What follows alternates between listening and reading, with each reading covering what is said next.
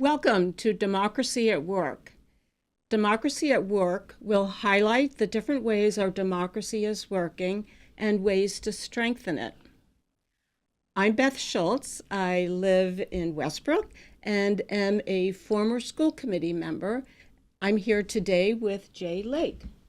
Thank you, Beth. Yes, my name is Jay Lake. I'm a retired educator. I'm happy to be with you all today. And we recently returned to Maine, my wife June and I, upon retirement. We came back in 2018 and we have settled in Westbrook, down the street from our daughter Amy and her family, which give us a lot of happiness. That's great, thank you.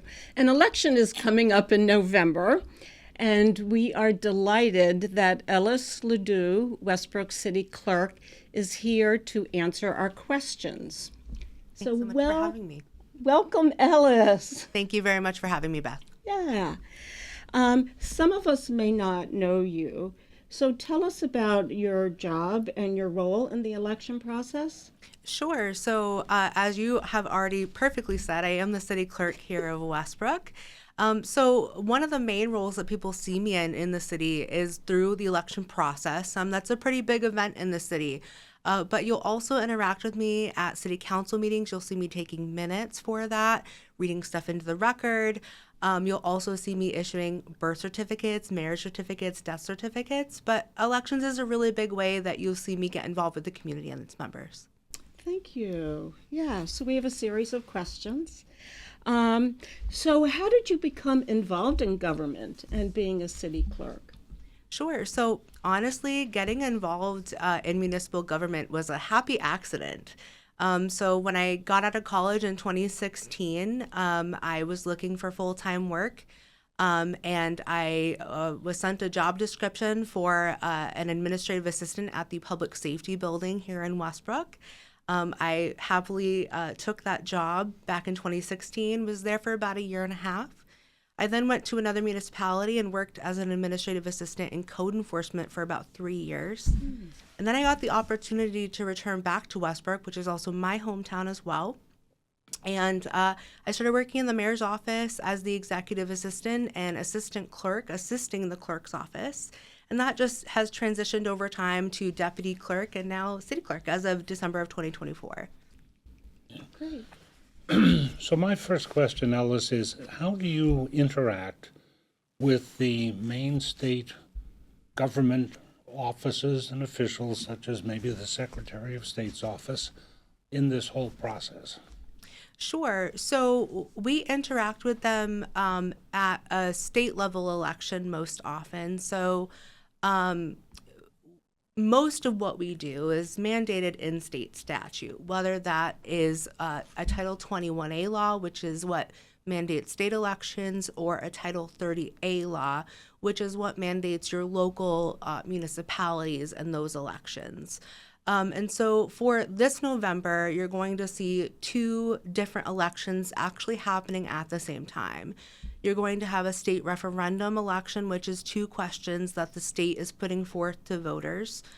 The next one is the municipal election for your local seats, the people that you see every day, your city councilors, your school committee, your mayor. And so the way that I interact with them specifically is they are giving us instruction from the state level down how to administer the state election by state statute and mandate. And so they're providing us with the resources and the tools to be able to interact with our communities to provide a safe and secure election for the state and also at our local level. Okay. So will voters have 2 separate ballots, or will all of this be on one ballot? There will be 2 separate ballots for this election. So when you have both a municipal and a state ballot, or a municipal and a state election, you will automatically have 2 ballots. You'll have the state ballot, which the wording, the setup, the format is all programmed by the state. They send us the quantities of ballots which we will need based on our voting population. And then we will also have an additional municipal ballot that voters will receive, and this one will be ward specific. So Depending on where you live in the community, you'll have a different ballot based on your ward plus the state ballot. Okay, thank you. Beth? Right, so specifically, what's on the ballot? What local issues are? Sure. So we have a few different races happening in this election. So the first race you're going to see is the mayoral race. There's one qualified candidate for that. We will also have the city council at-large seat. One of them is up for election this term.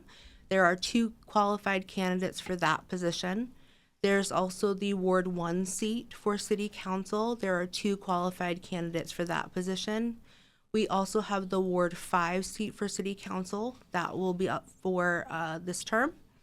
You also have School Committee at large. There are no qualified candidates that will be appearing on that ballot this November, but that is one term that is set to expire.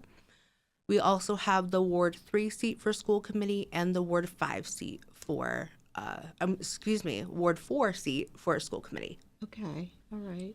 And when will this election occur? The election will occur on Tuesday, November 4th. Okay, how do voters register to vote, and what materials are needed? What do they need to bring? So I'll answer the second part of that question first. Okay. So in order to register to vote, there's 2 different categories. There's new voters, whether that's new to voting at all, or if you're new to Maine. And so you would need to show proof of identity and proof of residency. So your traditional forms of proof of identity are going to be a Maine state driver's license, the last 4 of your social security number, some sort of photo ID, for example. There are other ways to prove that, but those are some of your most common. The second thing is proof of residency. Now, that could be one and the same. Like, for example, a state of Maine driver's license might serve as both. You can also use a utility bill. You can use a bank statement. A lot of folks have their utility bills on their phones now. So like a Spectrum bill for internet or CMP bill. You can pull that right up, and all I need to do is see your name and your address to say, yep, I've seen proof of your residency.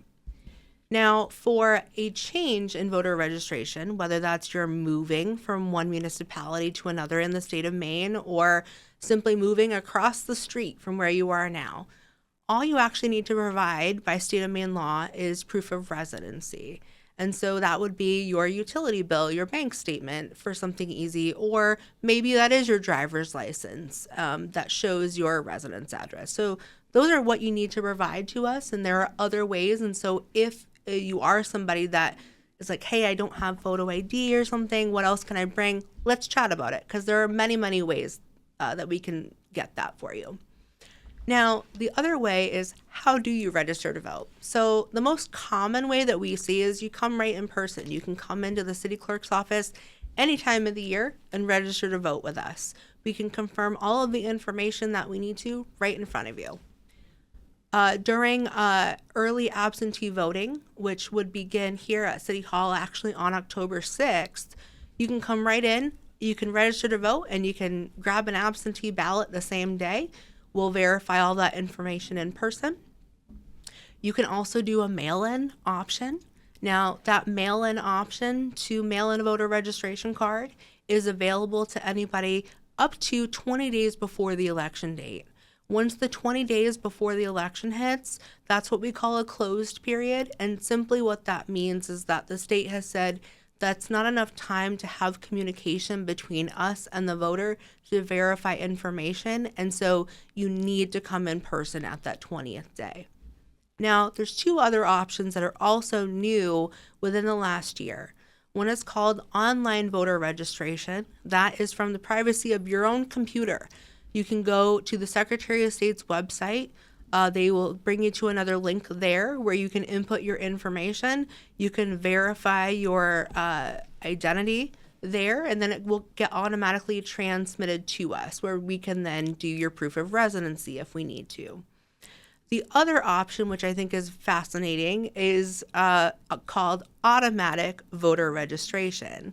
What this is when a person goes to the Bureau of Motor Vehicles to update a driver's license or get a driver's license or a state ID, you can have that information then automatically input to change your voter registration, and that gets sent to us within a day or so of that happening. And so a lot of folks now are doing that option without even realizing it or forgetting because it's been 6 months later and they have to do nothing when they come to the polls. And it makes it really easy for check-in. It's a wonderful tool, and it's just one way that we really make voting accessible for folks. So if you're going to vote, and I hope everybody will vote, where do they vote? We have one single polling location in the city of Westbrook, which is at 426 Bridge Street. That's also the Westbrook Community Center. All of our voting activities takes place in the gym. Thank you. Can I just go back to the ballot for a minute? Sure. There are a couple of other questions, right? There are 2 questions at the state referendum level. Can you tell us what they are? Sure. I actually have some documentation I'm going to Oh. read for you. Oh, excellent. Yeah. Thank you. So on the absentee ballots. You're up. Okay. Well, you're going to tell us about the questions, right? Yes. Yep. So for the state referendum, the Secretary of State's office has released the 2 questions that will be on the state ballot for that election. So the first question is question 1. This is a citizens initiative, and it is, do you want to change Maine election laws to eliminate 2 days of absentee voting, prohibit requests for absentee ballot by phone or family members, end ongoing absentee voter status for seniors and people with disabilities, ban prepaid postage on absentee ballot return envelopes, limit the number of drop boxes, require voters to show certain photo ID before voting, and make other changes to our election. The second question is also a citizens initiative. Do you want to allow courts to temporarily prohibit a person from having dangerous weapons if law enforcement, family, or household members show that the person poses a significant danger of causing physical injury to themselves or others? Now, is that referred to as the yellow flag, or is that red flag? Unfortunately, I wouldn't be able to comment on that. Okay. The local level doesn't have any say in sort of how the questions are worded through the state election. So I would refer any questions to what is it in reference to the Secretary of State's office. There is also a guide, which I can show as well, that's called the Maine Citizens Guide to the Referendum. It is a booklet that the Secretary of State's office puts out every state referendum election that essentially allows an opportunity for essentially pros and cons to be printed in a manual that may or may not help voters make their decision on what they want their outcome to be. It's not necessarily to attempt to influence from the Secretary of State's office, but to provide a resource to voters. And is there a separate voter's guide that the state issues? When you say a separate voter's guide, can I get some more context there? Well, I wish I had more understanding of that, but my understanding is that the state publishes each election cycle a voter's guide that talks about things like, what's on the ballot, where do I vote, what are the deadlines, and maybe I'm misinformed on that, which I frequently am misinformed. So, but I wanted to ask about it. Yeah, so I think what you're referring to is a mix of a few different things. And so one thing I think that you're thinking of is the Citizens Guide to the Referendum. It's usually between like a 40 and 60 page document that comes out. There's a lot of information in there. And so anytime folks have questions on the state ballot, there are things that we can and cannot say to voters by state law to make sure that we don't attempt to influence voters, nor do we want to influence voters on their decision on a ballot. And so that is one way of getting information about what's on the ballot and sort of what does this mean. The other thing that you're asking is information about where can they get materials or where can they go to vote? What are the hours? Things of that nature. There are a couple different sources that voters can go to. The first thing that I recommend is within the state of Maine, and there are, I think, two or three other states, maybe that's total. I'd have to fact check that. That operate the way that the state of Maine does, which means that at the local level, we facilitate the state elections for our residents, for our municipalities. And so one thing that I recommend voters do, or anybody that's interested in the election, is to reach out to your local officials, right? So we will have information on when our polls are open. We will have information on what the date of the election is. We'll have information on absentee voting hours. If we have any extended hours that we might be open to facilitate those transactions. So that's one resource. The second resource is that at the Secretary of State's office website, there's a whole section on elections, specifically elections and voting. There are guides on how to register to vote. There are guides on how to request an absentee ballot if you wish to do so. Different qualifications you might be able to get. For example, if you're in the military or overseas, there's specialty programs you can enroll in. They'll also have any specific things related to the state questions or candidates that we might not be able to provide, but at the state level, they would be able to do so. So are there hard copies that people can pick up as well? So it's not all on the website, just in case some people have a hard time accessing something on a website? Yeah, so for the Citizens Guide to the Referendum, typically, and we have not received this yet for November, but typically they'll give us about 1 to 2 hard copies in a mailing for us that we can make available to residents. As an additional step, they also have PDF versions that are available on their website.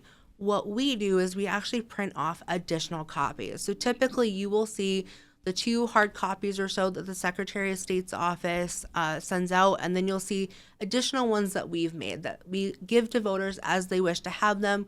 We also make them available at the polling location. So voters can bring them into the polls with them as they're looking at their ballots. If they're unsure, they want a little more guidance, that's there as well.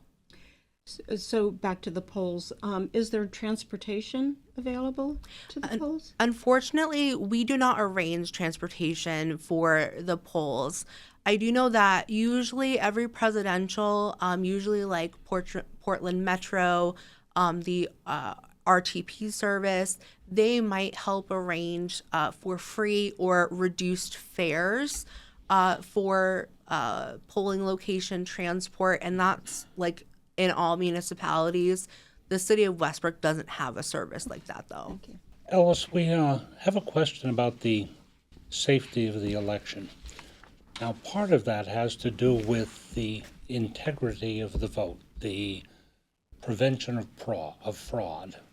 And the first question on the referendum, which is sometimes referred to as the voter ID law, the focus of that seems to be on integrity of the vote, the prevention of fraud through that process.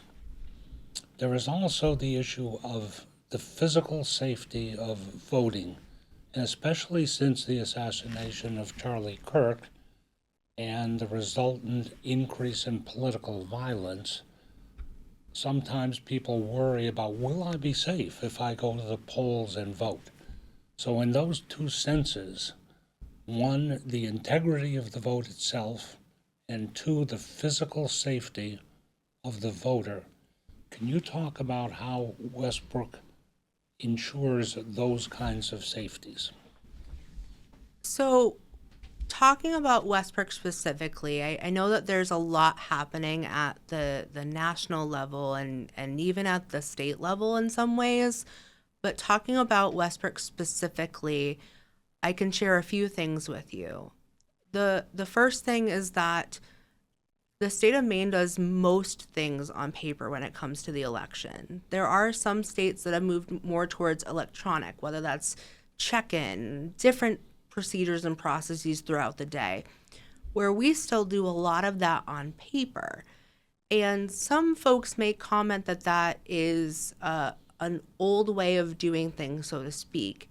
However, I would make the argument on the flip side that that also allows me to know what's happening when, right? It's a very physical action that you're taking in order to ensure that you're checking someone in when they vote, right? By making a mark on a piece of paper, having the voter telling them how to fill in the oval, for example, or if they mess up, having to actually stamp it, saying that this ballot is spoiled, and so we're going to be giving the voter a new one.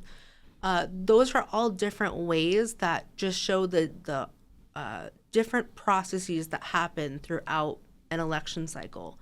In addition to that, it also shows a very physical and concrete chain of custody, right? So when we receive ballots, for example, the first thing that we're doing is we're doing a buddy system where you have to have a witness to open up those boxes to confirm that every single quantity that the state is saying that we should have received, we did receive from the vendor. We are also ensuring that there's no spelling errors, no typos, anything that could potentially cause an error, whether it's during the absentee voting process, whether it's during the early processing, or even at the polls. We want to make sure that nothing is amiss. We are then having to check off or say, do we have any errors? Are we missing anything? And if we are, we need to report that immediately. And so there's different checks and balances there. There's receipts, quite literally, that we need to provide to them. The other thing, too, is that all of this is a public process. So, of course, there are some confidential aspects that I can't share about your voting record or your information. But I can say, that you can see, okay, this person requested on this date. On this date, the ballot was sent out to them. On this date, the ballot was returned. Here's the time that it was returned. How did they return it? Was it by mail? Was it in person? Did they drop it off in our drop box outside? When was that processed? We have to actually batch all of that. So we have what's called early absentee processing. By state law, we are allowed to start processing absentee ballots that come in up to 7 days prior to the election. The reason being so that we're not stuck having to do all of that on an election day when you're already focused on making sure that we can tabulate the votes and the counts for anybody in person. We can start gathering that data early and then compiling all that to do final totals. We're not tallying anything before the end of election day, but we're gathering data to help us do that within that week before. And we're having to say, okay, this was received in on this date. Did that come over here? Did that make it to the early processing room? Did that go through the tabulator? We're checking numbers to make sure that they match. And if there's any discrepancies, we're noting what that is. By the time we're at early processing for absentee ballots, for example, that information has been checked 3 to 4 times already to ensure that, okay, we got a request for this person, it came back here, we're double checking that we have it in this batch here, and then we're processing it. And so that's one way to really show the integrity, is just through that chain of command, through that chain of custody. To answer the second part about personal safety in the polling location, we have made it a policy now that we have police on site at our polling location. So each election, we will have at least one officer on duty at our polling location. And it's not uncommon during these elections where we may only have one officer on site that we have other officers coming throughout the day just to check in with us, with their staff member from PD, making sure everything is going smoothly. And they're communicating with me as the clerk if anything is going amiss at the polling location. Now, in larger elections, maybe a presidential, or if there's like a really hot referendum topic at the state, we may ask for more people to come on site or during busy sections of the day. We also ensure that, especially for election workers, which are all volunteers of Westbrook and or Cumberland County, that you're always working in pairs or you have someone very close by working with you. And so we have eyes and ears everywhere at the polling location. That is the benefit of having one polling location, is that we're all there together, as opposed to having the separate ones. But even if we did have separate polling locations for all of our 5 wards, that same system would still be intact. That's a really great answer, Ellis. And as you know, my wife and I are volunteers. We do absentee ballot processing, and I can assure you folks that it is a reliable and accurate process. Now, I do have to say rats, because we're re-recording this session. And in the first session, Ellis, you mentioned the state of Westbrook, and I thought we were going to have great news for people here that we have seceded from the state of Maine, and we're going to become the 51st state. I thought that was going to be Canada, but I guess it's going to be us. Okay. Well, thank you for that answer. I mean, that really is the heart of this, is that our democracy at work. And it's very reassuring to hear that there is such a detailed, comprehensive process that has a lot of integrity to it. To complicate things a little bit more, we also have ranked choice voting in Westbrook. And not that it complicates it, but, can you tell us about that? Yeah, so that was a charter change, and I believe the election, I was not in the city clerk's department, I don't believe yet, was November of 21, if my memory serves me correctly.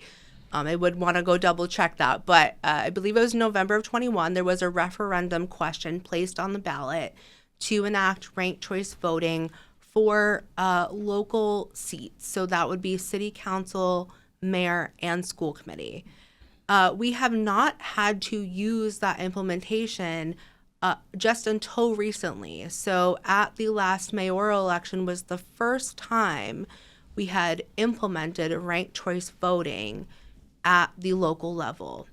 The only time that ranked choice voting is implemented is when you have 3 or more candidates running for the same seat. And so that was a method that we had to use for the mayoral election in November of 2024. Yes. And we had 3 candidates then. Mm-hmm. Thanks. Now, but if somebody gets 50% plus 1 of the vote on the first vote, then ranked choice doesn't kick in, is that correct? So you do need to get a majority, so 50% plus 1. So it is possible that with 3 candidates, you could have that happen. Mm-hmm. That is the goal. You need to get the majority vote. If you don't get the majority vote, if you don't get that 50% plus 1, then we would go into the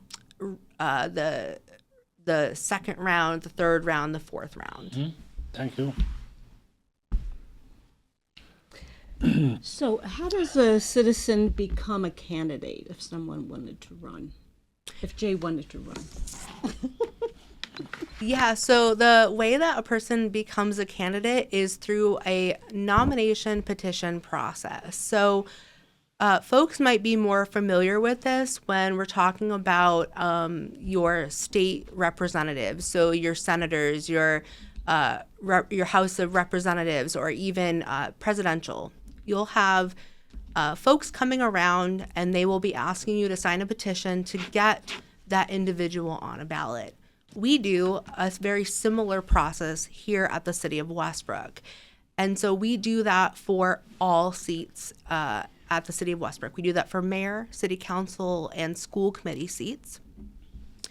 And it depends on a couple of factors. So the first and foremost is that in order to be eligible to take out nomination petition papers, you would need to be a resident of Westbrook and thus a citizen of the United States, or I should say a citizen of the United States and a resident of Westbrook for at least 3 months before the election date in which you're seeking.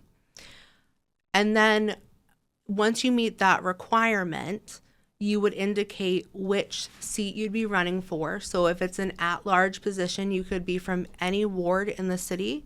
If it's ward specific, we would need to know that you do in fact live in that ward, which we could verify through our voter registration system. After that, you take out papers with us. Our deadline is that they can be available 120 days prior to each election. And then they would have until the 60th day before the election date to return those papers. And in addition to that, there are signature requirements. So depending on what seat you're running for, you may need to get a minimum of 15 signatures per ward, no more than 25. If it's for a ward-specific seat, then you would be looking at 25 signatures, no more than 50 from that respective ward. So those are the minimum qualifications. Once you obtain those signatures, then the city clerk's office needs to verify those signatures. So there's a few things that we're looking for that would gain access to the ballot. The first thing is that all of the signers of the petition need to be registered voters of the city of Westbrook. If they are not a registered voter, that is not considered a qualified signature. The second thing is, are they signing using their legal signature? And also, did they sign and or at least print their name, right? Those are the three things that we're looking for that get you qualifying for that. Once you've submitted all of that information, that would then gain you access to the ballot. And so every single candidate that is on this November's ballot has gone through this process where they've gone and they've gathered signatures. We've certified those to see if they are qualified or not for this ballot. Thanks. Now, Beth, about deciding to run for office, Okay. do you remember the old instrumental song by the Ventures, Walk, Don't Run? If I decide to seek office, it's more like I'm going to walk as opposed to run. Ellis, you've given us a tremendous amount of very, very useful information. Is there sort of one summary message that you would like to give to the voters of Westbrook? I think just get engaged with your community. I really mean that. And I honestly don't even just mean for elections. This job has afforded me an opportunity to get to know my neighbors because I still live here in Westbrook in a way that I never would have imagined. And so there are so many different ways that you can get involved, whether it's through volunteering through elections, whether it's, working on a board or committee or running for city council or running for school committee or all of those things. I think getting involved is a really good way to meet your peers and your neighbors. And that's one thing, too, that if I can take a moment to remind folks is that the people that you see on Election Day are the people that you are going to run into at the grocery store. And so just knowing that these are your neighbors, they're your friendly folks you're going to see walking down the street. Thank you so much. This has been very informative and very, very reassuring. Were there any questions that we didn't ask you that you would like to? Gosh, if you didn't ask it, I don't have one off the top of my head. I think you did an excellent job. But if folks do have questions, if there's something that comes up through this process and you're like, oh, I have more information about that, you can certainly reach out to me, email, phone call. We do also have a dedicated elections hotline for the city of Westbrook. That number is 207-591-8116. If you do have any questions regarding the election, feel free to call us on that number. It is actually up and running and will be up and running through Election Day. And then all other days of the year outside of an election, it's a dedicated mailbox for election questions that we will return usually within a business day. So feel free to reach out to us. Thank you so much, Ellis, for this. Thank you so much for having me. Oh, it's been our pleasure. It's been so informative and reassuring to know that you're at the helm here. So thank you. So thank you very much for joining us. This is all about our democracy at work. Please stay engaged and involved in the process. And Jay? And please, please, please get out there and vote. Our founders fought a war and died for our right to vote. Please exercise that right. Thank you.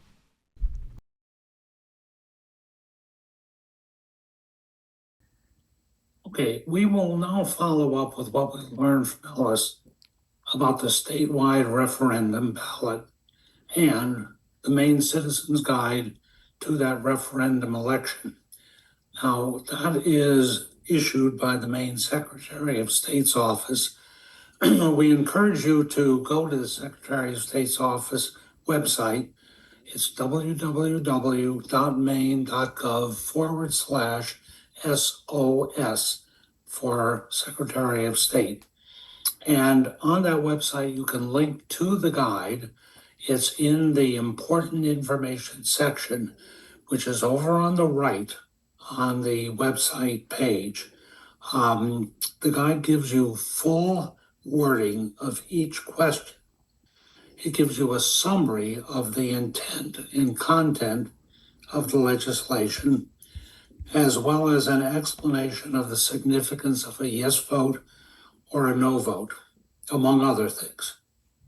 Now, the ballot has 2 citizen initiative questions to which the voter will answer either yes, in other words, to enact the initiative, or no, to oppose it, in other words, to reject it. Let me read you the exact wording of the 2 questions as they will appear on the ballot. First, question 1. Do you want to change Maine election laws to eliminate 2 days of absentee voting, to prohibit requests for absentee ballots by phone or family members, to end ongoing absentee voter status for seniors and people with disabilities, to ban prepaid postage on absentee ballot return envelopes, to limit the number of drop boxes, to require voters to show certain photo ID before voting, and to make other changes to our elections. Now, those other changes are not defined. The second question is, do you want to allow courts to temporarily prohibit a person from having dangerous weapons if law enforcement, family, or household members show that the person poses a significant threat or danger of causing physical injury to themselves or others? This bill would enact what's called the Extreme Risk Protection Order, whereby a petition which prohibits the purchase, possession, or control of a dangerous weapon may be sought if a person is suspected of posing a significant danger of causing physical injury to the person or another person. Again, it may be sought. It's not like automatically granted. The petition may be sought. Those are the 2 questions. Thank you very much.